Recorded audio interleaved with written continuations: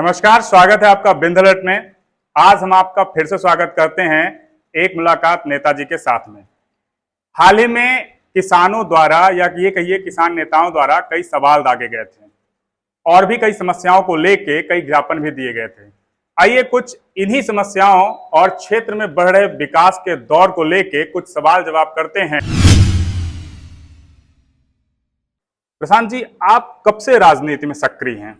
मैं 1998 से विद्यार्थी परिषद में काम कर रहा था। 2001 में मैं नेहरू स्मारक महाविद्यालय चाकघाट का छात्र संघ अध्यक्ष बना और उसके बाद से लगातार मैं राजनीति में सक्रिय।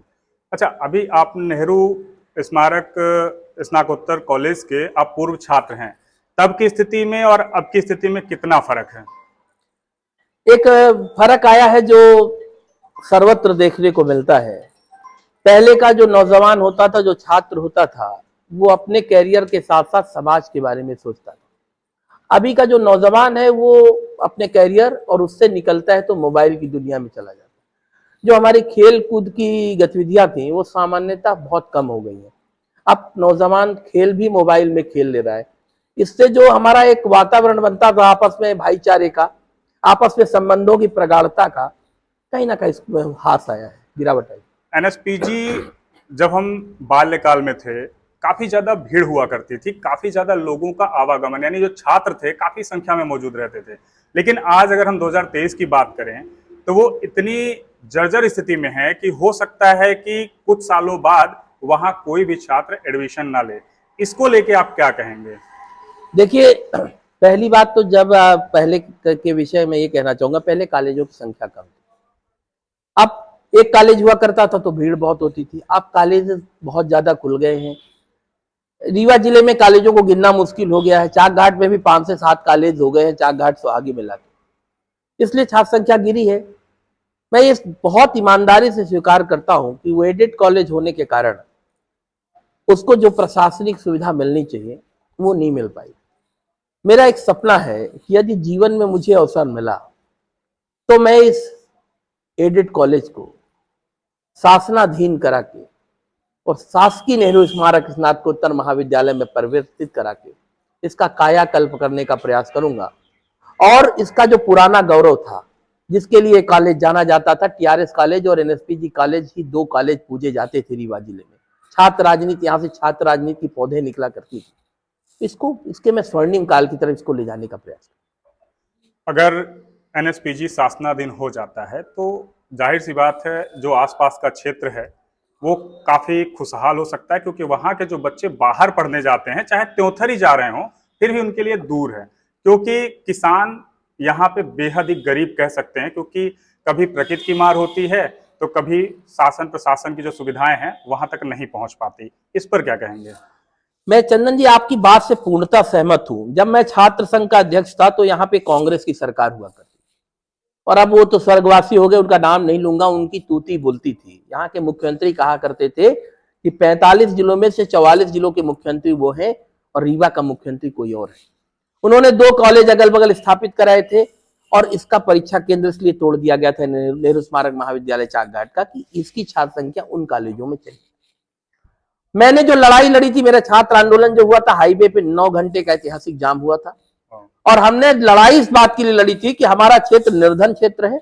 हमारे यहाँ मजदूर और गरीब के बच्चे हैं, वो 80 किलोमीटर दूर रीवा जा करके वहां रह करके उसके खर्चे का वहन नहीं कर सकते।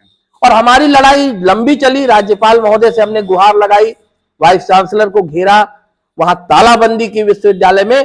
और फक्र से कह सकता हूं कि उस समय का नौजवान मेरे कंधे से कंधे मिला के खड़ा था। और साहब, उस तानाशाही सरकार में भी हम जीत की रोशनी लेके आए थे और चाकघाट का परीक्षा केंद्र यथावत रखने में सफल हुए थे। उसके कारण चाकघाट के अगल बगल खुलने वाले कॉलेज आज बंद पड़े हैं। कभी इसको बंद करने का प्रयास किया गया था। तो आप निश्चिंत रहें, धीरे धीरे समय है, परिवर्तन होता है। मैं इस तलाश में हूं कि अगर अवसर और मुझे मौका मिला तो एनएसपीजी कॉलेज फिर से रीवा जिले में 1 नंबर पे पूजा जाए। सरकार तो आपकी है, संगठन कहता है हम एक साथ मिलकर काम करते हैं, हम प्रत्येक कार्यकर्ता को साथ लेकर चलते हैं, उनसे सलाह भी लेते हैं। कॉलेज के पास अपनी खुद की जमीन है, खुद का हॉस्टल है, इसके बावजूद पिछले चुनाव की अगर बात करें, उस वक्त भी ऐसी ही कुछ बातें आई थी।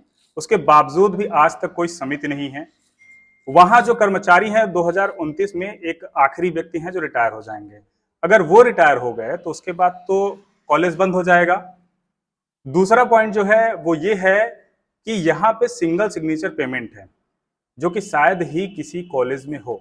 इस पर आप क्या कहेंगे? देखिए, दो विषय आपने उठाए हैं। पहला विषय आपने उठाया कि ये कॉलेज का पुनरुद्धार क्यों नहीं हो पाया।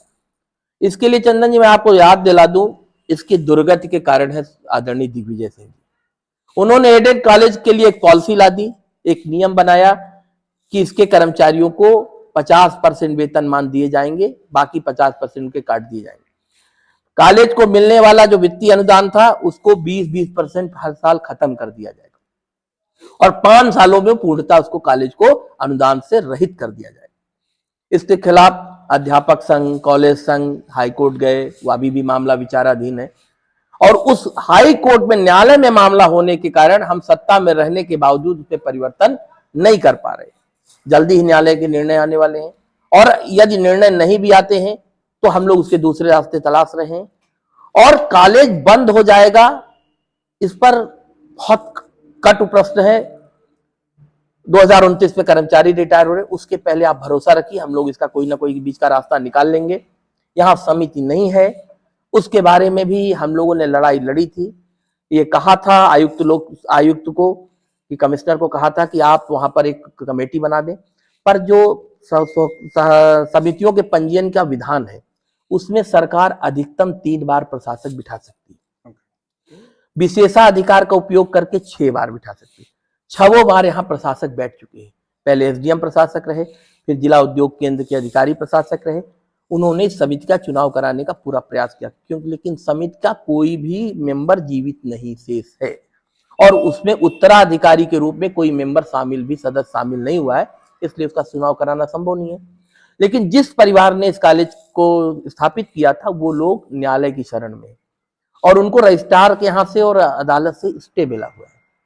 जल्दी ही उस पर बात हो रही है, या तो उनकी समिति को मान लिया जाए जो उन्होंने समिति प्रस्तुत की, तो नई समिति आ जाएगी, या शासन एक नई समिति का गठन करेगी। और ऐसी परिस्थिति में जब शासन समिति का गठन करती है तो समाज सेवा से, छात्र के बीच से, व्यापारियों के बीच से, किसानों के बीच, ऐसे प्रतिनिधियों का चुनाव करके एक समिति, तदर्थ समिति बन जाती है और तदर्थ समिति कॉलेज का संचालन करे। क्योंकि समिति नहीं है, प्रशासक नहीं है, तो एकल सिंगल प्रिंसिपल के दस्तखत से वहां आहरण और वितरण के काम हो रहे हैं। हम लोग जल्दी लगे हैं कि समिति वहां आ जाए या उनकी समिति बहाल हो जाए, कुछ भी हो जाए, मतलब एक प्रशासनिक बॉडी कॉलेज में आ जाए। प्रशासनिक बॉडी न होने के कारण कॉलेज थोड़ा सा धरातल की तरफ जा रहा है। यानी आपका कहना है समिति के लिए भी प्रत्येक व्यवस्था से एक एक नेतृत्व होना चाहिए ताकि उसको सुचारू रूप से चलाया जा सके। जो कृषि उपज मंडी चाकघाट है, समिति तो यहाँ भी नहीं है, इस पर क्या कहेंगे? जबकि आप किसान के हितैषी भी हैं और जिला अध्यक्ष भी हैं, तो किसानों के आप नेतृत्व वाले हुए, तो इस पर क्या कहेंगे? देखिए, ये तो शासन स्तर का काम था। इसमें कृषि उपज मंडियों के चुनाव होने थे, 2-3 कृषि उपज मंडियों के मामले न्यायालय में थे, वहां से न्यायालय का जो आदेश आते आते विलंब हुआ था। उसके बाद विधानसभा चुनाव की आहट आ गई। और ये प्रजातांत्रिक संग्राम है, आप समझते हो कि एक बड़े चुनाव के पहले छोटा चुनाव में थोड़ी सी असुविधा सत्ताधारी दल को होती है। मैं ईमानदारी से स्वीकार करता हूँ, वो चाहता है कि पहले बड़े चुनाव का सामना कर ले, फिर तो यहाँ पे प्रशासक है, भार साधक अधिकारी के रूप में सभी एसडीएम बैठाए गए हैं। यहाँ की समिति का संचालन भार साधक अधिकारी होने के कारण हो रहा है। लेकिन मैं आपकी बात से सहमत हूं कि जहां भी निर्वाचित लोगों को बैठना चाहिए वहां ये प्रशासनिक लोगों को बिठाना उतना मुफीद नहीं होता जितना क्योंकि निर्वाचित जो लोग होते हैं वो गांव से आते हैं, किसानों के बीच से आते हैं, उनके प्रतिनिधि के रूप में आते हैं, तो उनके दुख दर्द को अच्छे से समझते हैं। हम सब ने बीच में बात की है, आप निश्चिंत रहे, विधानसभा चुनाव के जैसे खत्म होते हैं मंडियों के चुनाव होंगे और हमें उम्मीद है कि हमने किसानों के लिए इतना काम किया है तो हमें वहां आशीर्वाद भी मिलेगा। मंडी को लेके अगर विशेष तरह से अगर ध्यान दिया जाए चौतरफा, तो जो वहां पे योजनाएं लागू होनी चाहिए, चाहे वो पानी हो, सड़क हो, बिजली हो, और साथ में व्यापारी और किसान के बीच का संबंध, वो जितनी भी चीजें हैं वो बिखरी हुई नजर आती हैं बाहर से। कुछ किसानों द्वारा अतिरिक्त शुल्क को लेकर भी आरोप लगाया जा चुका है, कई बार अव्यवस्थाओं को लेकर भी आरोप लगाया जा चुका है। इस पर क्या है आपकी राय, क्या कहती है पार्टी? देखिए, हम लोग व्यवस्था बनाने में भरोसा करते हैं। मैंने तो अपने नंबर भी, टोल फ्री नंबर भी जारी कर रखे हैं। यदि किसानों से कहीं अतिरिक्त शुल्क लिया जा रहा है या किसानों को सुविधा नहीं मिल रही है तो मुझे कभी भी बताएं। मैं 24 घंटे उनकी लड़ाई लड़ने को तैयार हूँ, वहां पहुंचने को तैयार हूँ, उनकी समस्याओं का निदान करने का तैयार हूँ। जहां से भी ऐसी शिकायतें आएंगी, आप भी संज्ञान में बात को ला रहे हैं, तो जैसे हमको पता चल रहा है तो हम इसका निरीक्षण करेंगे, परीक्षण करेंगे, वहां जाकर देखेंगे और जो भी अभाव उसको दूर करने का प्रयास करेंगे। अब किसानों का नाम आया है तो इस समय का सबसे बड़ा मुद्दा ये है कि जो छोटे किसान हैं उनके लिए खेती तो खत्म हो गई है। समस्या है बिजली, एक तो प्रकृति की मार और दूसरा है प्रशासनिक मार। इसको कैसे देखते हैं आप? देखिए, बिजली को लेके जरूर कुछ समस्याएं हैं, क्योंकि हमारे यहाँ जो पहले ट्रांसफार्मर्स लगे थे, जो विद्युत सब स्टेशन बने थे, उनसे ज्यादा हमारी खपत बढ़ गई है।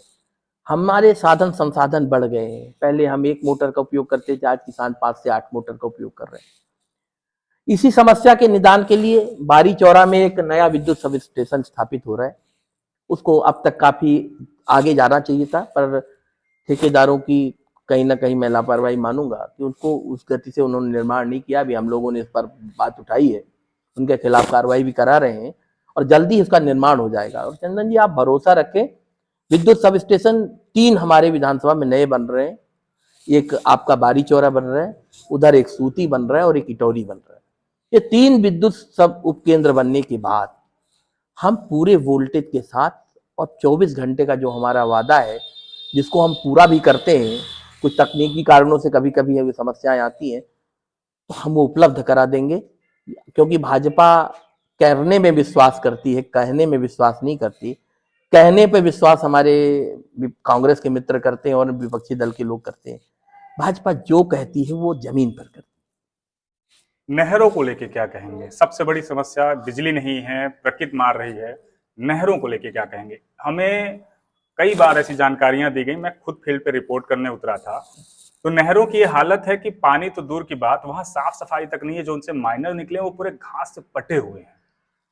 देखिए, नहरों का विषय बड़ा है। पहले त्योथर में नहर का कुछ कोई भी उपयोग नहीं था, ना तो नहरें थी, किसान पानी नहर जानता नहीं था। 2003 के बाद जब हमारी सरकार आई और हमारे जनप्रतिनिधियों ने उस पर काम किया, तो त्योथर में नहरों का जाल आया। हम ईमानदारी से स्वीकार करते हैं कि जितनी जिम्मेदारी से निर्माण कंपनियों को काम करना चाहिए था, उतनी जिम्मेदारी से उन्होंने काम नहीं किया था। जो माइनर्स थे, वो माइनर्स जितनी गहराई से बनने चाहिए थे उसमें कुछ कमी रह गई थी। और थोड़ा सा किसानों का भी दोष था चंदन जी। एक गांव है तरेला, जब नहर खुद रही थी तो मैंने स्वयं जाकर उनसे आग्रह किया था कि चौड़ी नहरें खुद जाएंगी, चौड़ी नहरें रहेंगी तो आपको पानी मिल जाएगा। तो किसानों ने 1 इंच जमीन छोड़ने की रजामंदी नहीं दी। वहां नालियां हो गई पतली, माइनर्स पतले हो गए किसानों की जिद के आगे। और अब जब हम उधर से पानी छोड़ते हैं तो वो फट जाती, वो नहरें दबाव नहीं से पाती, क्योंकि जितना डायमीटर उसको चौड़ा होना चाहिए उतना जमीन की उपलब्धता ना होने के कारण हम बना नहीं पाए। किसानों की हठधर्मिता के कारण हम उसको वहां ले जा नहीं पाए। आज वही लोग मुझे फोन लगाते हैं कि भैया 7 नंबर माइनर में पानी नहीं आ रहा है। तो मैं उनसे कहता हूं कि भैया, कल मैं यही कह रहा था कि आप नहर को चौड़ी बनने दो, पर उस समय आपको लगा कि इसका क्या उपयोग है। पर आज उनको समझ में आ रहा है इसका उपयोग। अब उनकी जो समस्या है उसके हम चौड़ीकरण का प्रयास कर रहे हैं। नहरों के रख रखाव में जो भी समस्या आ रही है, अभी मैं प्रमुख सचिव आदरणीय SN मिश्रा जी के यहाँ गया था।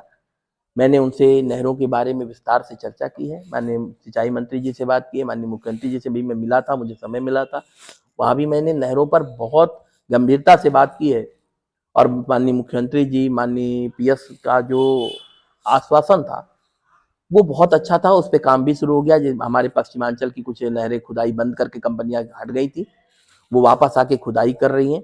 और 18 गांव जो हमारे नहरों से वंचित थे उनका भी DPR मंजूर हो गया। प्रशासकीय स्वीकृति में वित्त विभाग से मंजूर होकर प्रशासकीय स्वीकृति के लिए PS जल संसाधन के यहाँ फाइल रखी हुई है।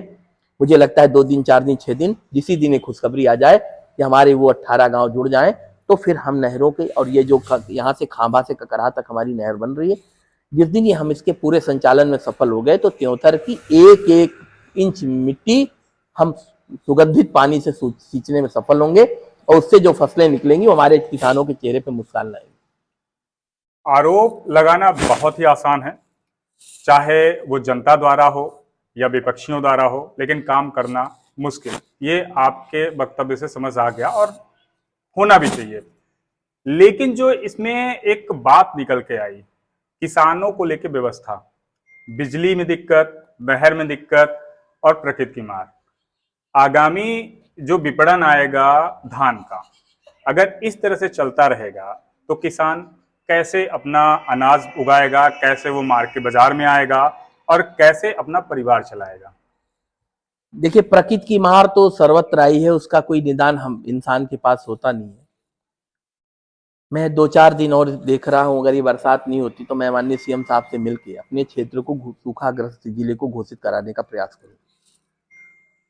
निश्चित रूप से सूखाग्रस्त घोषित होगा तो सीएम साहब ने आरबीसी में जो परिवर्तन किए हैं वो 32,000 एकड़ तक गए हैं।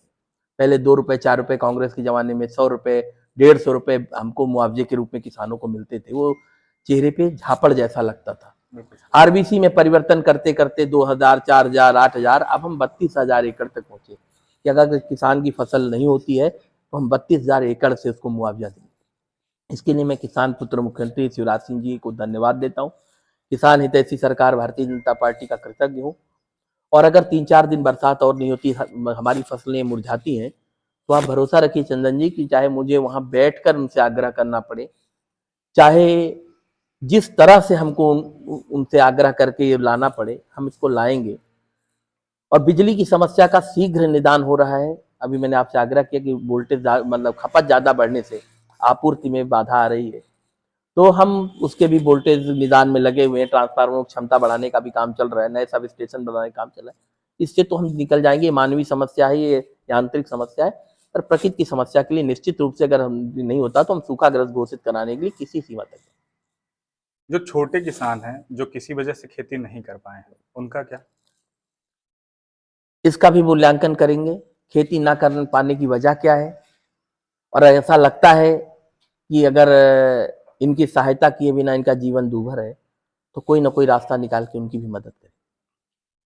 विकास की रफ्तार भाषण में भी तेज है, जमीन पर भी तेज है, उसको मना नहीं किया जा सकता, क्योंकि चाहे रीवा से इलाहाबाद जाना हो या आसपास के इलाके में जाना हो। लेकिन दो समस्याएं काफी उभर के सामने आई हैं। पहला, सरकार का खुद का ट्रांसपोर्ट का न होना, और दूसरा किराए की मार। जनता अगर रीवा जाना चाहती है तो लगभग 300 से 350 रुपए इसको खर्च करने पड़ते हैं। इस पर क्या कहेंगे, किस तरह से इसको मैनेज किया जाएगा? चंदन जी, फिर मैं कहूंगा कि परिवहन किसने समाप्त किया? मध्य प्रदेश राज्य परिवहन। हम तो 2003 में आए साहब, 1998-97 में परिवहन दिग्विजय सिंह जी ने नीलाम कर दिया। लेकिन 20 साल से तो आप हैं। मैं बिल्कुल स्वीकार करता हूं, एक बार कोई तंत्र टूट जाता है चंदन जी तो उसको खड़ा करना बहुत कठिन काम होता है। पूरा तंत्र ध्वस्त कर दिया कांग्रेस ने। आगे आने वाले समय में शुरू हो सकता है। बिल्कुल प्रयास करेंगे। अभी सूत्र सेवा शुरू की है, सिटी सेवा शुरू की है। निश्चित रूप से जनता की सेवा, शासकीय अस्पताल और शासकीय परिवहन और शासकीय विद्यालय, ये तीनों मजबूत होने चाहिए जनता के लिए, क्योंकि जनता की ये तीनों मूलभूत आवश्यकताएं। अच्छा, अस्पताल तो बेहतर हो गई है, ये आप जाएं तो लगभग 80% तक दवाइयां वहां मिल रही हैं, अच्छे डॉक्टर मिल रहे हैं। लेकिन अगर स्कूलों की बात करें तो वहां पे जो भवन है, वहां पे जो शौचालय हैं, उनकी ये स्थिति है कि अंदर जाने में डर लगता है। वहां के प्रधानाचार्य या जो भी प्रभारी हैं, अगर उनसे कहा जाए इस संबंध में लिखने को तो वो डरते हैं। ऐसा क्यों? देखिए, ऐसा बिल्कुल नहीं है। हमने इंफ्रास्ट्रक्चर में काम किया है, स्कूलों के भवन निर्माण करने का हम लोगों ने रिकॉर्ड बनाया है। आप भी बताओ, आप जब गांव में पहले घूमते थे, जब हमारी सरकारें नहीं हुआ करती तो पेड़ के नीचे गुरुजी पढ़ाते मिलते थे, बच्चे पेड़ के नीचे बैठते थे, दरी बिछा के बैठते थे। हमने गांव गांव स्कूल भवन बनाने का काम किया। हमारी भाजपा ने गांव गांव आंगनबाड़ी केंद्र बनाने का प्रयास किया। स्कूलों के रख रखाव का हम बजट देते हैं। कहीं ना कहीं स्थानीय स्तर पर समस्या है, उसका परीक्षण कराएंगे, दोषी लोगों के खिलाफ कार्रवाई करेंगे। शिक्षा का स्तर ऊपर उठाने के लिए हम लोग लगातार प्रयासरत है।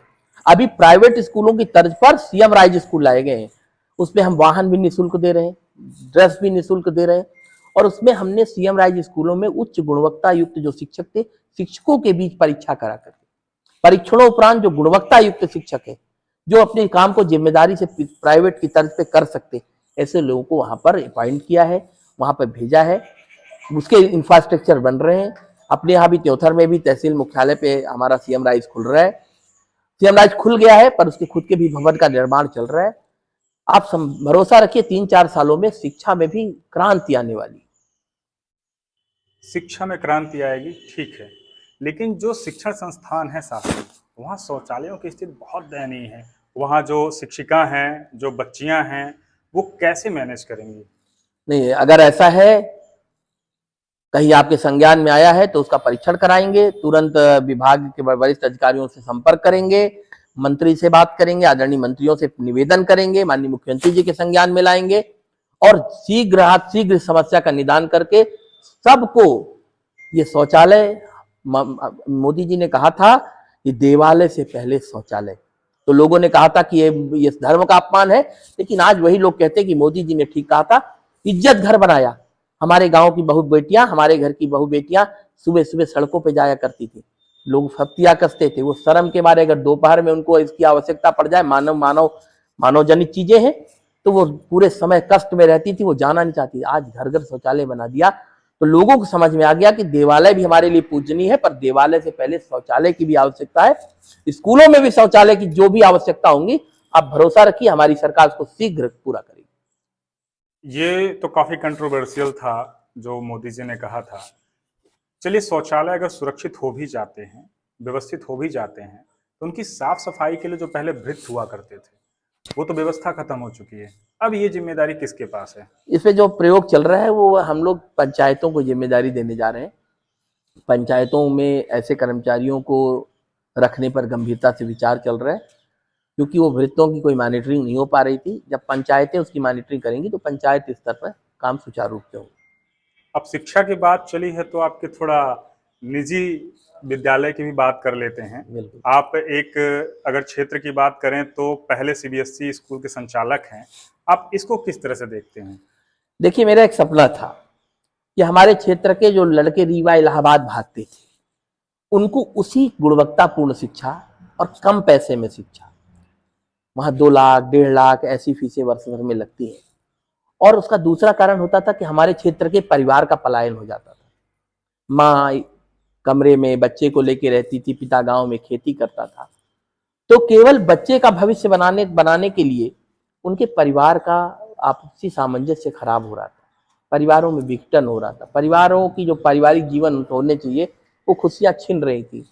तो मुझे लगा कि मैं वो चीजें यहाँ उतारूं तो जो हमारे लोग हैं वो हमारे यहाँ से पलायन नहीं करेंगे, उनके बच्चों का भविष्य भी सुरक्षित हो जाएगा। तो मुझे लगा कि सीबीएसई लाना चाहिए, और आप सबके प्रेम, स्नेह, ईश्वर की कृपा और सभी के प्रयास से आज सीबीएसई स्कूल चल रहा है, और जो शहरों में शिक्षा मिल रही वो हम देने का प्रयास कर। एक स्कूल का संचालन, साथ में जिले का इतना बड़ा प्रभार, कैसे मैनेज हो पा रहा है दोनों चीज? सब आप ईमानदारी से करिए, जहां रहिए वहां उस समय वो ईमानदारी से उसका संचालन करिए, सब हो जाता है। क्योंकि संचालन कोई अकेले नहीं करता, जिला कोई अकेले नहीं चलाता, इसकी एक टीम होती है। जरूर नेतृत्व करना पड़ता है, तो जो नेतृत्व करने के लिए अपने आप को आगे ले आया है, तो उनको इन तरह की समस्याओं का सामना करना पड़ेगा। और जब टीम को विश्वास में लेके चलिए, टीम ये माने कि उसका लीडर उस पर भरोसा करता है, तो भरोसा करिए कि टीम भी अपने लीडर के कदम से कदम मिला के चलती है, और जब टीम काम करती है तो संचालन आसान होता है। ये तो आपने सही कहा, अगर संगठन है तो शक्ति है और आसानी से हर काम हो सकता है। कभी ऐसा कोई वाक्य आया है, कोई अभिभावक आया हो, किसी शिक्षक ने किसी बच्चे को डांट दिया हो और अभिभावक आके डायरेक्ट अड़ जाए, आपने हमारे बच्चे को डांटा कैसे, मारा कैसे, कैसे लिया आपने इस मामले को? नहीं, ऐसे बहुत से मामले आते हैं। पहले गुरुकुलों में बच्चों को बहुत प्रताड़ित किया जाता था, दंड दिया जाता था। कुटे तो हम लोग भी हैं। हाँ, हम लोग भी मार खाए, लेकिन वो मार प्रसाद होती थी। बिल्कुल सही। पर आज परिवर्तन आया है, मोबाइल युग आ गया है। आप बच्चे को डांटिए तो उसका अभिभावक आ जाता है, और भरोसा करिए जिसका अभिभावक आ जाता है उसके बच्चे का मनोबल ऊंचा हो जाता है और पढ़ाई से हट जाता है। कई बार ऐसे अभिभावक आते हैं, टीचर ने डांट दिया है, बोल दिया है कि तुम अपने मम्मी पापा को बुला के लाना, हमने स्कूल मत आना। आते हैं, आवेश में आते हैं, तो उनसे मैं पूछता हूँ कि आप जब पढ़ते थे तो क्या होता था? तो कहते थे गुरुजी बहुत मारते थे। तो मैं उनसे पूछता हूँ कि वो मार आपको आज कैसी लगती है, तो वो बोलते थे कि वही मार से तो मैं आदमी बन गया। तो मैंने कहा फिर ये मंत्र तुम कहाँ भूल के आ गए? यहाँ तो बच्चे को शारीरिक दंड नहीं दिया जा रहा है, पर उन्हें डांटा नहीं जाएगा, समझाया नहीं जाएगा तो रास्ते से भटक जाएंगे। आपने भरोसा किया है कि आपका बच्चा सही रास्ते में जाए, उसका भविष्य उज्ज्वल हो, वो शैक्षणिक रूप से सुदृढ़ हो और वो देश प्रदेश समाज की सेवा में काम आए। तो प्रेम के साथ थोड़ा सा डांट भी जरूरी है, तो फिर वो बात को समझते हैं और मुस्कुरा के चले जाते अच्छा, कभी ऐसा हुआ है जो कोई बच्चा आया हो, कोई छात्र आया हो, छात्रा आई हो, हैं। या कोई स्टाफ ऐसा हो जो आपके पास पहुंचा हो और ऐसी शिकायत हुई हो या ऐसी शिकायत की गई हो कि आपको हंसी आई हो या आपको ऐसा लगा हो कि अच्छा इस तरह की भी शिकायत होती है? हाँ, होता है, अक्सर होता है। कभी कभी बच्चे आते हैं कि सर मुझसे सर ने नहीं पढ़ने के लिए कहा, मेरे पीछे वाले से कह दिया। तो हंसी आती है, पर बालपन है, हम लोग भी करते थे। हम लोग को भी लगता था कि हमारे टीचर हमको उठा लें, हमारे शिक्षक उठा लें। हम कॉन्फिडेंस होता था, पढ़ने वाले थे तो लगता था हमसे पूछ लें। तो ऐसी भावनाएं आती हैं। उस समय आदमी को दिमाग से नहीं दिल से सोचना पड़ता है, और उनको उन्हीं के साथ हंस करके उनसे पूछ लीजिए कि चलो ठीक है, कल तुमको उठवा देंगे, तुमसे बोल देंगे भाई तुम ही से पढ़वा लेना, तो वो हंस के चला जाता है। ऐसा ऐसे वाक्य आते हैं। 25 साल तकरीबन आपने यहाँ पे खर्च कर दिए, जमीन पे, लोगों के बीच पे, चाहे स्कूल हो या राजनीति। क्या अनुभव रहा है? कैसा है त्योंथर? कैसे हैं यहाँ के लोग और आपको किस तरह से लेते हैं? बहुत अच्छे लोग हैं हमारे त्योथर के, ये सब बहुत दिल के अच्छे लोग हैं, साथ देने वाले लोग हैं, ईमानदार लोग हैं। 2-4% हर जगह होते हैं। और मुझको तो बड़ों ने बेटे के रूप में लिया, नौजवानों ने भाइयों के रूप में लिया, बेटियों ने बहन के रूप में मुझको लिया कि मेरा भाई आ गया है, और छात्रों ने संचालक होने के नाते लिया कि मेरे गुरु आ गए हैं, और संघर्ष करने वालों ने लिया कि नहीं यार ये तो अपने बीच का आदमी है, इसकी राह ये संघर्ष करके खड़ा हुआ है, तो मुझे संघर्ष के एक रूप के रूप में उन्होंने लिया। तो मुझे तो लगता है कि मुझे बड़ा असीम प्रेम मिला, और ये जो 25 साल हमने खर्च किए हैं, ये मैं समझता हूँ कि मेरा सौभाग्य था कि मुझे खर्च करने का अवसर मिला। वापस पार्टी पे लौटते हैं। थोड़ा जो सवाल है वो थोड़ा अलग टाइप से है। राजनीति और पार्टी दोनों को आप एक तरह से देखते हैं या दोनों को अलग अलग तरह से देखते हैं? देखिए, राजनीति और पार्टी, भारतीय जनता पार्टी सेवा की राजनीति करती है। पूरा संगठन सेवा में लगा रहता है, और राजनीति भी सेवा का माध्यम है। मैं तो दोनों को एक तरह देखता हूँ। वहां संगठन में भी रह के सेवा करनी है, अवसर मिला तो राजनीति में भी रह के सेवा करनी है। हाँ, हमारे पूर्ववर्ती दल जो हैं, अन्य हमारे जो राजनीतिक दल है, उनका जरा नजरिया अलग है। वो संगठन को सेवा का कम, अपनी मान प्रतिष्ठा, अपना सिंबल स्टेटस को ज्यादा मानते हैं, और उनके राजनीति में सेवा कभी नजर नहीं आई। अगर सेवा नजर आई होती तो ये जो प्रधानमंत्री आवास हम लेके आए, ये 60 सालों तक देश में राज कर रहे थे, ये एक भी आवास नहीं बना पाए। इंदिरा आवास वहां से कागजों में आते थे, और गांव में किसी के आवास पूरे नहीं हुए। इनके तो प्रधानमंत्री कहते थे कि हम 1 रुपए भेजते हैं तो 80 पैसे तो गायब हो जाते हैं, 20% जमीन पे जाता है। मैं पूछता हूँ 80% जाते कहाँ थे? चंदन जी, वो 80% पंजे में चले जाते, गल जाते थे। ये पंजे में चले जाते थे। ये 80 बस भेजते तो 80 थे, तो इनका तंत्र था वो वापस उसको ले लेता था, हमारे लाभार्थी को 20% पहुंचता था। जब 20% आएगा तो 20% में 100% का काम लाभार्थी कैसे कर पाएगा? तो वो तो पिस जाता था बेचारा। ये भ्रष्टाचार खुद करते थे, उसके जनक थे। जब मोदी जी ने जनधन खाते खुलवाए चंदन जी, कांग्रेसियों ने बहुत मजाक उड़ाया, क्या करेंगे इसमें, पैसे डालेंगे, क्या करेंगे? आज वो जनधन खाते हमारी ताकत है। हम 1 रुपए भेजते हैं या 2.5 लाख 1.5 लाख गांवों को आवास के लिए भेजते हैं, तो वो उसके ही खाते में जाता है। हम 1 रुपए भेजते हैं तो 1 का 1 रुपए लाभार्थी तक जाता है। ये अंतर है हमारी सेवा में और उनकी सेवा। वो जीवन में नारा लगाते थे, इंदिरा जी नारा लगवाती थी, गरीबी हटाओ, गरीबी हटाओ। एक भी गरीबी नहीं हटी साहब। कांग्रेसियों की गरीबी जरूर हट गई, लेकिन हमने गरीबी हटाओ का नारा नहीं दिया। हमने कहा गांव मजबूत बनाओ, हमने कहा गरीब को उठाओ, हमने कहा दीनदयाल जी के अंत्योदय अंतिम व्यक्ति के चेहरे पे मुस्कान लाओ। आज हमारी क्रय क्षमता देख लो, हमारी जीडीपी देख लो, विश्व में सबसे आर्थिक स्थिति में मजबूत खड़ा है भारत। 6 से 7% की जीडीपी कि विश्व में किसी की नहीं है। तो ये चंदन जी काम केवल ईमानदारी से करने का है। हम कितनी ईमानदारी से गरीबों के लिए सेवा कर सकते हैं। कुछ दिनों पहले एक मांग उठी थी त्योंथर में, त्योंथर को जिला बनाओ जी और संगठन था राष्ट्र रक्षा जिला निर्माण मंच। जी मऊगंज लाइन में था, कतार में था, उसे बना दिया गया। बीते 15 अगस्त को वहां पे ध्वजारोहण भी हो गया। त्योंथर का नंबर कब आएगा? देखिए मऊगंज बहुत लंबे समय संघर्ष कर रहा था। तो क्या इतना ही संघर्ष त्योंथर वालों को भी नहीं करना नहीं, पड़ेगा? संघर्ष करने का विषय नहीं कह रहा हूं मैं, लंबे समय से उनकी मांग थी मऊगंज को जिला बनाने की, और त्योंथर को भी उसमें जोड़ा जा रहा था। हम सब लोगों ने आपत्ति कि हम या तो त्योंथर को जिला बनाओ, जिला बना दिया जाए, और या तो फिर हमको रीवा में रहने दिया जाए, क्योंकि अगर हम मऊगंज में समाहित हो जाते तो हमारे भविष्य में जिला बनने की संभावना समाप्त हो जाती। अभी हमारी संभावनाएं जीवित हैं। हम सबकी इच्छा है, किसकी इच्छा नहीं होती चंदन जी कि उसका घर उसका जिला हो जाए। हम सबकी इच्छा है कि हमारा त्योंथर भी जिला बने, और कुछ समय लग सकता है, पर मुझे भरोसा है कि त्योंथर भी जिला बने। अच्छा, जिला बनने को लेके एक और सवाल उठता है कि क्या जिला बनने के बाद ही चौरा घाट बनेगा? नहीं, चौरा घाट का निर्माण चल रहा है। चौरा घाट में एक तकनीकी समस्या आई। जब हमारे पहले सर्वे हुए थे, जो हमारी पहली प्रशासकीय स्वीकृति थी वो 20,000 करोड़ की, लेकिन जब हमारी दिल्ली की एनएचआई की टीम आई, पहले प्रदेश से जो हमारी मंजूरी हुई थी 20,000 करोड़ की, जब एनएचआई की टीम आई तो जो 20,000 करोड़ में उसकी जो गहराई थी, जो मोटाई थी रोड की, जब उसने उसका परीक्षण किया तो उन्होंने कहा कि ये पहली बरसात ही नहीं झेल पाएगी, ये पैसे बर्बाद हो जाएंगे। तो उसका संशोधित डीपीआर हुआ 64,000 करोड़ का, उसको बनने में समय लग गया। फिर चूंकि वो बनने में 2 साल लग गया तो उसमें उसकी लागत और बढ़ गई, तो अब हमारा 66,000 करोड़ के आसपास का डीपीआर गया। राशि बहुत बड़ी है, उसकी भी प्रशासकीय स्वीकृति मिल गई है। उसके अंतिम निर्णय के लिए मामला वित्त विभाग की तरफ भेजा गया है। आप भरोसा करिए कि चौरा घाट बहुत जल्दी बनेगा और बहुत मजबूती के साथ बनेगा। ये तो बहुत ही अच्छी खुशखबरी है, लेकिन एक और समस्या है। शायद समस्याएं बहुत है, लेकिन ये ऐसी समस्याएं हैं जो शायद लोगों को रोटी दे सकती है।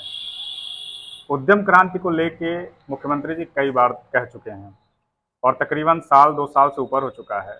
हमारा जो संभावित उद्योग क्षेत्र है, सुहागी पहाड़ के ऊपर है, शायद भूमा नाम है, हाँ, और पटेहरा भी। संगरपुर, हाँ महवा। तो इन दोनों में अभी तक कोई भी काम होता नहीं दिखाई दे रहा है। कई बार कॉन्क्लेव भी हो चुके हैं, लेकिन कुछ समझ नहीं आ रहा आगे क्या होगा। नहीं चंदन जी, जो शंकरपुर महेवा का पहाड़ ऊपर हमारा औद्योगिक केंद्र है, वहाँ पे जमीनों का आवंटन हो गया है। वहाँ कुछ जगह लेआउट वगैरह भी हो गए हैं। वहाँ काम तेजी शुरू हो रहा है, और उत्तर प्रदेश सीमा लगी हुई है, तो उत्तर प्रदेश के बहुत सारे उद्योगपतियों ने वहाँ पर अपना इंटरेस्ट दिखाया है। बहुत सारे लोगों ने ज़मीनें भी हायर करा ली हैं। बहुत जल्दी हमारा उद्योग केंद्र संचालित होगा। उसके संचालित होने से हमारे स्थानीय लोगों को रोजगार भी मिलेगा और हमारे क्षेत्र का विकास। शिक्षा भी थोड़ा बहुत दिक्कत कर रही, रोजगार ने तो युवाओं को नशेड़े बना दिया है। आप चाकघाट में रहिए, त्योंथर में रहिए, पूर्वांचल में जाइए, पश्चिमांचल में जाइए, जैसे ही अंधेरा होता है लड़कों का संगठन इकट्ठा होता है, ग्रुप इकट्ठा होता है, या कहिए नशेड़ियों का ग्रुप इकट्ठा होता है। कितने तरह के नशा है ये तो हमें आइडिया नहीं है, लेकिन जगह जगह शीशियां देखने को मिल जाती हैं। आखिर सरकार इतनी सख्त है नशे को लेके, कानून इतना सख्त है, बावजूद इसके त्योंथर क्षेत्र में काफी तेजी से फल फूल रहा है, ऐसा क्यों? मैं पुरानी बात पे आपको वापस ले जाऊंगा चंदन जी। हमारी जो सामाजिक गतिविधियां थी वो ठप हो गई। अब बच्चे खेलते नहीं हैं। जब बच्चे खेलते थे, कूदते थे तो शरीर बनाने में ध्यान देते थे, उनकी गतिविधियों में, खेलों में उलझे रहते थे, तो वो नशे की तरफ उनका घुमाव नहीं होता था, उनका झुकाव नशे की तरफ नहीं होता था। नशा जरूर आया है।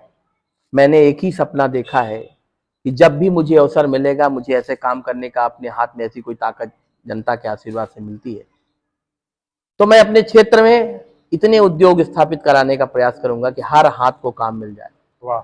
दूसरा, गढ़ी क्षेत्र में आईटीआई, शासकीय आईटीआई कॉलेज बनाने का प्रयास करेंगे। इधर तकनीकी कौशल केंद्रों का स्थापना कराने का प्रयास करेंगे कि हमारे तकनीकी रूप से संपन्न लड़के निकले, और जैसे निकले वो अपने कामों में लग जाएं, चाहे स्वरोजगार में चले जाएं, चाहे प्राइवेट मल्टीनेशनल कंपनियों में चले जाएं, चाहे सरकारी योजना विभागों में चले जाएं। और खेल कूद को बढ़ावा देना, खेल कूद की सामूहिकता को बढ़ावा देना। हम वापस जब मैदान में आएंगे, वापस हम खेल की दुनिया में आएंगे, तो जो लड़के हमारे नशे की तरफ भाग रहे हैं उनको समय ही नहीं मिलेगा नशे की तरफ जाने का। ये कोई सरकार इसको नहीं रोक सकती चंदन जी, इसको सामाजिक क्रांति लानी होगी, सामाजिक क्रांति ला करके, और उनको इतनी गतिविधियों में शामिल करना पड़ेगा कि उनके लिए नशे के सोचने का समय समाप्त हो जाए, तो आपकी ये समस्या का समाधान। अगर क्षेत्र में कोई ऐसा संगठन लेके खड़ा हो, चाहे आपके स्कूल संगठन की तरफ से हो जी या अन्य संगठन जो यहाँ पे सक्रिय हैं, जी, तो मौजूदा सरकार या आपकी तरफ से क्या मदद मिल सकती है? मैं पूरी, हम तो सरकार से तो जो मदद का प्रयास करेंगे। अभी भी जितने आयोजन हुए नशे के खिलाफ, मैंने सब में बढ़ चढ़ के हिस्सेदारी की है। अभी मैं प्रयास कर रहा हूं कि 1 सितंबर में ही प्रत्येक गांव में जो हमारा मतदान केंद्र है, हम रस्साकसी प्रतियोगिता कराएंगे। उससे एक माहौल बनेगा, लड़के खेल की तरफ लौटेंगे, और वहीं पर उनको इनाम का वितरण करेंगे, और वहीं पे उनको पुरस्कृत करेंगे, उनका सम्मान बढ़ाएंगे, उनका मान बढ़ाएंगे, और फिर इस प्रतियोगिता को ब्लॉक स्तर लाएंगे, तहसील स्तर लाएंगे। एक वातावरण बूम बनाएंगे, एक वातावरण बनाएंगे कि लड़के नशा छोड़ के रस्सा पकड़ने, नशा छोड़ के क्रिकेट का बैट पकड़ने, नशा छोड़ के हॉकी पकड़ने, नशा छोड़ के फुटबॉल पकड़ने, नशा छोड़ के बैडमिंटन पकड़ने, इस पे वापस लाने।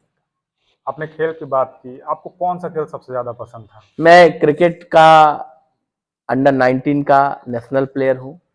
मैंने रीवा संभाग के 2 बार कप्तान रहने का गौरव है मुझको, और मेरे कप्तान रहते सीके नायडू ट्रॉफी 19 वर्षीय 43 सालों में रीवा ने कभी नहीं जीती थी।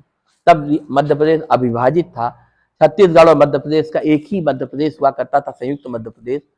बिलासपुर कोरबा में आयोजित प्रतियोगिता में मैं कप्तान के नाते गौरवान्वित महसूस करता हूं कि रीवा को पहली बार विजेता बनाने का जो सौभाग्य था वो मेरे जमाने में आया था। और क्रिकेट में मैंने मध्य प्रदेश की टीम का देश में नेतृत्व किया था, मध्य प्रदेश की टीम से मैं खेला था। उसी समय हरभजन सिंह का उद्भव हुआ था, पंजाब से हम सब खेले थे और पंजाब से ही हम मैच हारे थे। तो क्रिकेट को मैंने जिया है, क्रिकेट को मैंने सोचा है, क्रिकेट को मैंने सपने में देखा है, उसको धरातल में उतारा है। एक समय था कि क्रिकेट मेरे जीवन का सबसे खुशनुमा पहलू था। बिना क्रिकेट के मेरी जिंदगी अधूरी थी, बिना क्रिकेट के मैं सो नहीं पाता था, सोता था तो बैट बगल में रख के सोता था।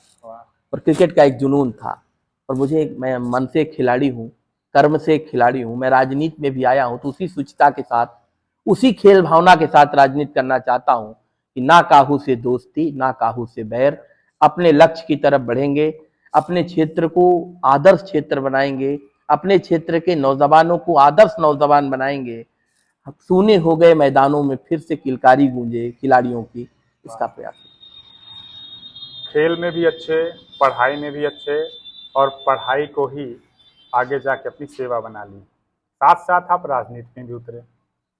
अभी पिछले साल ठंड में कुछ बारिश की वजह से कुछ किसानों ने काफ़ी नुकसान का दंश झेला, काफ़ी परेशान रहे। काफ़ी बड़ी मात्रा में देखा गया कि सोशल मीडिया में आपके पोस्ट वायरल थे, आप हर जगह हर कोने में दिख रहे थे। स्कूल के साथ साथ राजनीति और किसानों का दर्द एक साथ कैसे बांट पा रहे थे आप?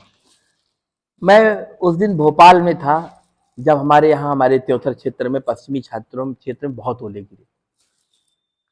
चंदन, हो सकता है आपको लगे कि मैं राजनीतिक बात कर रहा हूं, मैं उस रात सो नहीं पाया।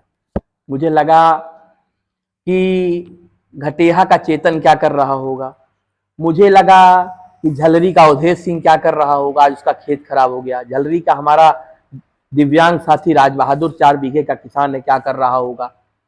हमको एक एक चेहरे याद आ रहे थे, और मैं रात को भी बिना रिजर्वेशन के मैंने रेवांचल पकड़ी, बिना रिजर्वेशन के रेवांचल पकड़ी। भागते हुए रेवांचल ट्रेन स्टेशन आया भोपाल हबीबगंज, ट्रेन पकड़ी, टीटी से आग्रह किया, चूंकि आते जाते परिचय है सबसे, तो मुझे उन्होंने सीट की उपलब्धता कराई। हमने उसके भुगतान किए जो सब रेलवे को होता है, हम जनरल टिकट लेके आए थे, फिर मेरा अपग्रेड हुआ टिकट, जो वैधानिक प्रक्रिया होती थी। मैं आया तो सुबह उतरा हूँ मैं रीवा, और मैं घर नहीं आया चाक घाट। मैंने गाड़ी मंगाई थी वहीं से, और मेरी गाड़ी उस दिन चाक घाट नहीं आई। मेरी गाड़ी सिरमौर होके बरदाहा घाट उतर के सीधे उस क्षेत्र चली। और मैंने जाके देखा, रामायण पाठक घटेहा के खेत में पहुंचा, झलरी राज बहादुर सिंह के खेत में पहुंचा, मुजरा पहुंचा। खेत गेहूं बिछे हुए थे, पूरा पत्थर की परत, गेहूं पूरा गेहूं गिर गया था। मैंने उसकी फोटो खींची, कलेक्टर साहब से बात की, एसडीएम साहब से बात की। इतने में मेरा मन नहीं माना। मैंने माननीय मुख्यमंत्री जी से आग्रह किया। मैंने माननीय मुख्यमंत्री जी को लगाया, हमारे संवेदनशील मुख्यमंत्री जी ने फोन उठाया, उनके पीएस ने उठाया, आग्रह किया तो उन्होंने तुरंत मेरी बात कराई। और मैंने कहा कि भैया यहाँ पर स्थिति बहुत दयनीय है, हमारा किसान बेहाल हो गया है, अब आपके प्रेम की जरूरत है मेरे किसान। सीएम साहब ने कहा कि प्रशांत चिंता नहीं करिए, आपके किसान को मध्य प्रदेश के किसी किसान के चेहरे मुरझाने नहीं देंगे। उसका क्षति का आकलन कराया गया, जितना हो सकता था उसकी भरपाई की गई। देखिए, प्रकृति की भरपाई करना किसी के बस का नहीं है, लेकिन जो भी मरहम लगा सकते थे वो मरहम लगाने का प्रयास किया। और चंदन जी, किसान कहीं भी बोलेगा, नौजवान कहीं भी बोलेगा, अगर उसने मुझको पुकारा है या मुझको लगता है कि मेरे पहुंचने से उसकी पीड़ा में कहीं कोई कमी आएगी, तो मैं अपने को भाग्यशाली समझता हूं कि मैं कितनी जल्दी वहां पहुंच जाऊं, उसके पीड़ा का भागीदार बनूं। खेल में अच्छे, पढ़ाई में अच्छे, राजनीति में तेज तर्रार, कितना प्रतिद्वंद होता है आपके पास? देखिए, ये तो सोचने का, मैं कह रहा हूं, नहीं मतलब अचानक से नहीं कह सकता, लेकिन एक स्पीड पकड़ी है आपने, आप लगातार चलते जा रहे हैं, थकान नहीं लगती आपको, आप हारते नहीं हैं, आप बोर नहीं होते, आप ऊबते नहीं हैं। क्योंकि मैं स्वयं था उस समय पे, मैंने क्षेत्र भ्रमण किया था, तो हर तीसरी या चौथी तस्वीरें मुझे आपकी दिख रही थी।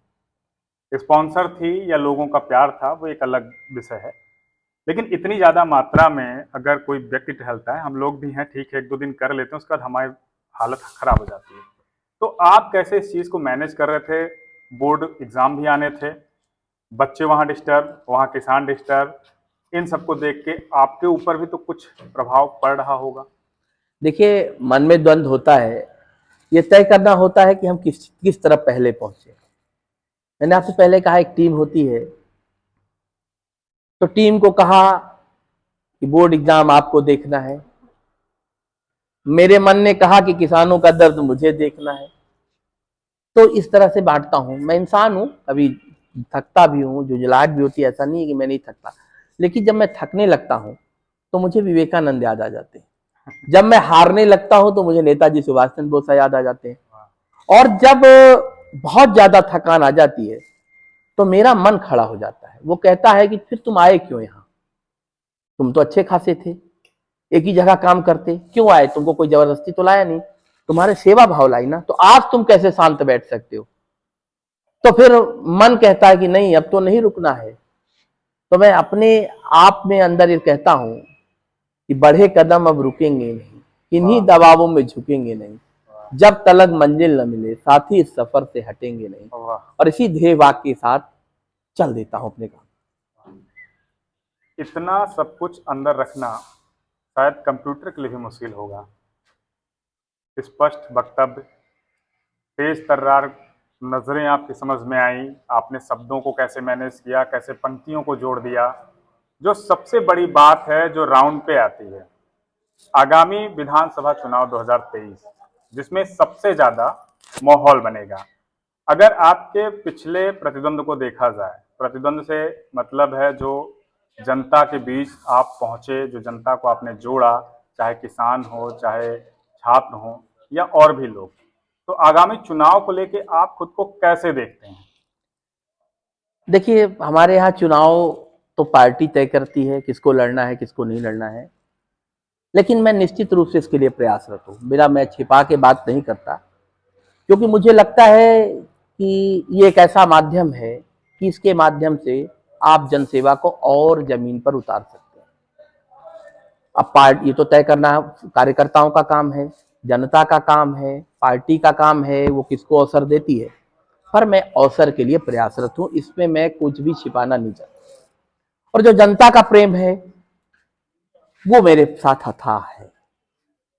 लेकिन हमारे यहाँ दल सब पहले, दल ने जो तय किया हम सब लोग दल के साथ चलते हैं।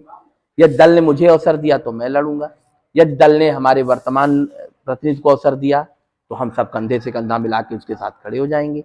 यदि दल ने किसी और को मौका दिया, क्योंकि हम तो अपने नजरिए से देखते हैं, दल बहुत परिष्कृत नजरिए से देखता है, तो बहुत सारे पैमाने होते हैं। अगर उन पैमानों पे दल जिसे फिट मानता है, दल जिसको भी तय कर देगा, हम सब उसके साथ खड़े। एक तस्वीर देखी थी मैंने और लगभग 2 महीने से मैं आपको एज अ जर्नलिस्ट ऑब्जर्व भी कर रहा हूं, मैं देख रहा हूं आप जहां भी जाते हैं युवा सबसे ज्यादा आपके साथ हैं। क्षेत्र में भी देखा, एक सोशल सर्वे देख रहा था, उसमें भी आपने शीर्ष हासिल किया है। तो आगामी जो चुनाव है, निजी तौर पे कहिए या आसान भाषा में कहें जर्नल स्टेटमेंट, तो आपको क्या लगता है अगर आपके बारे में पार्टी सोचती है, आपको उम्मीदवार बनाती है, तो आप ऐसे कौन से मैनिफेस्टो हैं, ऐसे कौन से घोषणा पत्र हैं, मुख्य रूप से 1 या 2 ही होंगे, तो उस पर आप काम करेंगे? देखिए, नौजवान मेरे साथ है, इसको मैं बहुत प्रसन्नता से स्वीकार करता हूं, क्योंकि ये मेरा सौभाग्य है कि नौजवान मेरे साथ है। भारत इस समय युवा देश है, मध्य प्रदेश युवा देश है, हमारी विधानसभा भी युवा विधानसभा। तो नौजवान, जो मैं युवाओं के बीच से आता हूं, उनके लिए बोलता हूं, उनके लिए लड़ता हूं, उनके लिए काम करता हूं, तो नौजवान शायद मुझे प्रेम करता है। ये मेरा भाग्य है कि मुझे नौजवान प्यार करता है, क्योंकि कोई भी परिवर्तन नौजवानों के कंधे पे चढ़ के आता है, चाहे वो सामाजिक। शीर्ष में नेतृत्व अगर अनुभव का है, जैसे आपने 25 साल यहाँ पे खर्च किए, तो आपका अनुभव भी काफी पावरफुल है। तो अगर शीर्ष में नेतृत्व आपका रहे तो युवा कितने आपसे जुड़ेंगे? मुझे तो लगता है एक भी युवा बचेगा नहीं, क्योंकि मैं जो है राजनीति भी समाज सेवा के रूप में करता हूं, और मेरे संबंध कभी राजनीतिक नहीं होते। मुझसे जिससे भी संबंध है उतने आत्मीय होते हैं। अभी नगर परिषद का चुनाव था, आपने देखा है कि मैंने अपने पक्ष को लेकर के बहुत मजबूती से लड़ाई लड़ी है। तो मेरा अच्छा हो या बुरा हो, इसकी मैं कभी चिंता नहीं करता। मैं चिंता करता हूं कि जिस साथी ने मुझ पर भरोसा किया है, उसका भरोसा नहीं टूटने देंगे। इसलिए मुझे लगता है कि अगर मुझको अवसर मिलता है तो एक भी नौजवान ऐसा नहीं बचेगा जो मेरे साथ ना हो। और जो आप पूछ रहे थे कि अगर मुझको अवसर मिलता है तो आप क्या करना चाहेंगे, तो वो तो मैं पहले ही बता चुका हूं कि त्योंथर विकसित और सुंदर त्योंथर हो। ये उत्तर प्रदेश के प्रवेश द्वार पे है, जैसे कोई यहाँ पे कदम रखे उसको लगे कि आह, मैं कहाँ आ गया। मध्य प्रदेश की जो तस्वीर है उसके दिमाग में यहीं से रच बस जाए, और हर नौजवान के हाथ को काम, हर किसान के खेत में हर लहलाती फसल, और चलने के लिए फर्राटेदार सड़कें, और जितनी भी आधुनिक तकनीक हो सकती है वो हमारी जमीन पर उतर आए। ये हमारा मेन काम। तकनीक की बात करें तो त्योंथर में शायद ही कोई शासकीय ITI कॉलेज हो। कई बार इस चीज़ को लोगों ने आवाज़ भी उठाई।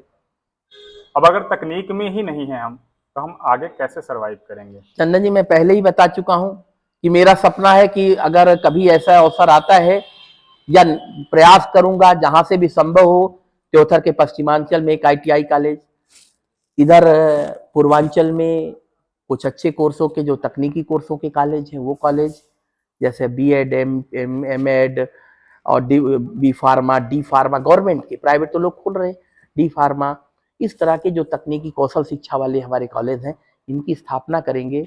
हर नौजवान को एक कौशलपूर्ण हाथ उसका हो जाए, उसके अंदर क्या ऐसा कौशल हो कि वो स्वयं भी चाहे तो अपना स्वरोजगार स्थापित कर सके, सम्मान के साथ वो रह सके, और स्वरोजगार के साथ साथ अगर वो नौकरी में जाना चाहे तो मल्टीनेशनल कंपनियां हमारे नौजवानों को हाथों हाथ लें, हमारी सरकारी कंपनियां, हमारे सरकार के विभाग हाथों हाथ लें, इसका प्रयास करेंगे। और एक सपना और है, मैं बहुत दिन से देख रहा था, लोग राम कथा सुनते हैं, लोग कृष्ण कथा सुनते ही हमारे आराध्य सुनेंगे, लेकिन मैं राम रोजगार कथा सुनने जा रहा हूं। वाह! राम रोजगार कथा ही मेरे मन में एक विचार है, मेरे मन में एक सपना है कि मैं आज नहीं तो कल देश में जितनी बड़ी कंपनियां हैं उनके पास जाऊंगा, उनसे आग्रह करूंगा कि आप हमसे समझौता कर लो, हमको जितने आदमी आपको चाहिए उतने आदमी आपको हम देंगे।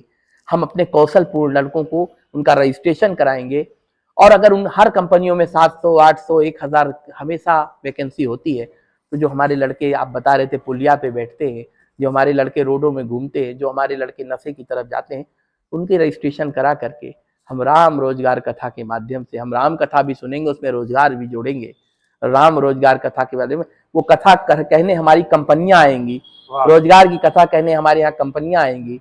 वहीं पर हम उनको राम को इसलिए लाते कि राम हमारी मर्यादा है, राम हमारे संस्कार है, राम भारत के जीवन है, राम हमारी शैली है, राम हमारी अनुभूति है। और जब हम राम इस अनुभूति के साथ रोजगार जोड़ देंगे तो हमारा नौजवान पैसे भी कमाएगा और संस्कार भी पाएगा। धर्म, शिक्षा, तकनीक, बिजली और शिक्षा, हमने लगभग सभी पे चर्चाएं की। आपकी तरफ से कुछ ऐसा जो आप जनता, अपने कार्यकर्ता और पार्टी के लिए संदेश देना चाहते हो? बस मेरा एक संदेश है हमारे पार्टी के कार्यकर्ताओं के लिए कि आप देव दुर्लभ हो, आप पूजनीय हो। हमारा नेता कमल है और कमल खिले, चाहे जितनी कठिनाई आए, हमें किसके चेहरे हैं इस पर विचार नहीं करना है। हमारा निशान कमल है, कमल खिल जाए, कमल खिला रहे ताकि हमारी जो ये राष्ट्रीयता है वो सुरक्षित रहे। डोकलाम चीन की तरफ से, डोकलाम की तरफ से घुस करके चीन हमारे देश पे आक्रमण ना कर सके, पाक हमारी जमी पे अपनी नापाक हरकतें न संचालित कर पाए, अयोध्या का भव्य रामलला का मंदिर हमारा बन जाए, धारा 370 और 35 से कोई वापस न करने पाए, समान नागरिक संहिता इस देश में आ जाए, हम धर्म से उठ करके हिंदुस्तानी बन जाएं, हर गरीब के चेहरे पे मुस्कान खिलती रहे, हर सर को छत मिल जाए, हर खेत को नहर का पानी मिल जाए, हर घर को बिजली मिल जाए और हर मन को सुकून मिल जाए। इसके लिए भारतीय जनता पार्टी की सरकार देश और प्रदेश में जरूरी है। मेरा तो बस अपने साथियों से ही आग्रह है, जहां अवसर मिले, जब अवसर मिले, कमल खिला दे। आपने तो एक ही शब्द में, एक ही पंक्ति में पूरी पार्टी को ही कवर कर लिया, पूरे जनता को कवर कर लिया और शायद प्रचार भी कर दिया। आपको ये साक्षात्कार और हमारा प्रयास कैसा लगा? मुझे बहुत अच्छा लगा। चंदन जी, आप इस क्षेत्र से आते हो, आपने जितने प्रश्न किए, एक कहावत है गांव में कि जाके पैर न फटी बेवाई, ताका जाने पीर पर आई। जिसके पैर में बेवाई नहीं फटती वो उसका दर्द नहीं जानता है। क्योंकि आप इसी क्षेत्र से आते हो, आप यहाँ की समस्याओं से परिचित थे। आपने मुझसे जितने प्रश्न किए वो यहाँ के धरातल के प्रश्न थे और मैंने जो आपको जवाब दिए वो यहाँ के धरातल के जवाब दिए। निश्चित रूप से आप जैसे लोग इस पत्रकारिता को, जिसको बहुत सारे लोगों ने गड़बड़ कर दिया है, इसके पत्रकारिता के मानक को गिरा दिया है, आप जैसे शुचितापूर्ण लोग, आप जैसे कर्मठ लोग, आप जैसे नौजवान हाथों में जब हमारे देश का चौथा स्तंभ आएगा, तो मैं कहता हूं ना कि एक भी नौजवान नहीं छूटेगा, तो आप भी उसमें आते हो। तो जब चौथा स्तंभ भी हमारा नौजवान के हाथ में खड़ा हो जाएगा तो हमारी आवाज बहुत बुलंद होगी। जब नौजवान पुकारता है तो कन्याकुमारी से कश्मीर तक उसकी आवाज सुनाई देती है। तो आपने जो ये प्रयास किया है, मैं इसको बहुत सार्थक मानता हूँ, बहुत सा धन्यवाद देता हूँ और इस बात का भरोसा देता हूँ कि इस प्रयास में जहां मेरी आवश्यकता होगी मैं आपके इस प्रयास में सहभागी रहूंगा, आपके साथ खड़ा रहूंगा। सार्थक प्रयास होने चाहिए और मैं आपसे आग्रह भी करूंगा कि मीडिया का उपयोग सार्थक रूप से करिएगा। जब आप सार्थक उपयोग करेंगे तो आपको जनता पूछती है। आपने तो ऐसी बात कह दी कि शायद बहुत लोग आपसे नाराज भी हो जाएं, क्योंकि पत्रकारिता वास्तव में इस समय काफ़ी धूमिल हो रही है। चंद सिक्कों के चक्कर में लोग ईमान बेच दे रहे हैं, कलम की क्या, यहाँ तो लोग अपनों को बेच दे रहे हैं। आपका बहुत बहुत धन्यवाद इतना कीमती समय निकालने के लिए। और अब जनता से पूछना चाहूँगा, लोगों से पूछना चाहूँगा जो ये इंटरव्यू या साक्षात्कार देख रहे हैं, उनसे भी मेरा यही सवाल रहेगा, आपको हमारा प्रयास, हमारा साक्षात्कार कैसा लगा? धन्यवाद।